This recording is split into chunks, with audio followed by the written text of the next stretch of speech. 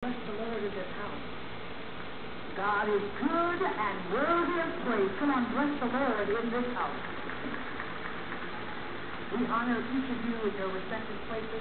President of the Youth Department, cheerleading, is also our President of the Youth Department.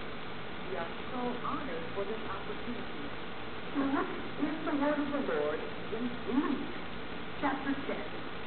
Verses 38 through 42. I'm going to read them in your hearing quickly. It says, "Now it happened as they went that he entered a certain village, and a certain woman named Martha welcomed him into her house. And she and her sister called Mary, who also sat at Jesus' feet and heard his word. But Martha was distracted with much serving. And she approached him and said, 'Lord, do you not care that my sister has left me here alone? Therefore, tell her to help me.'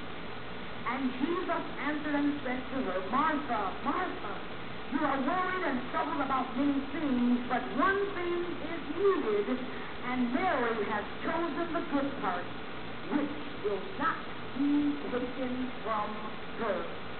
Look at somebody and just say, living a focused life.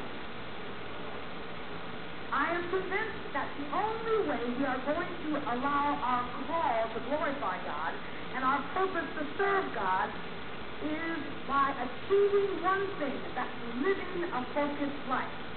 Sometimes, no matter how hard we try, we get so inundated with things in this world, we major on things that are really minor and they're so unimportant. Ask yourself this question: am I more like Mary, or am I more likely to relate to Martha? You see, have you ever considered that what we think is important, God considers it a distraction? The ultimate tragedy of a busy life is that same tragedy that Martha faced. When offered the opportunity to sit at Jesus' feet, she didn't have time because she had so much work to do. Was Martha's problem that she was too busy? No. Was it that her desire to serve Jesus was so great that nothing else mattered? No. Martha was, first of all, distracted.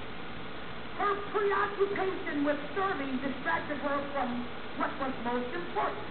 In verse 40, it says, Martha was worried over the big dinner she was preparing. She was concerned about impressing her guests. I'm sure she's sitting there saying, I wonder if they'll like my yams. I wonder if the dressing that I made is going to be very tasty. I know that I make the best macaroni and cheese in town, but I wonder, will they like it? How many times have you been so focused on your programs, on the things that you do, and then when it comes time to do the program, you actually program Jesus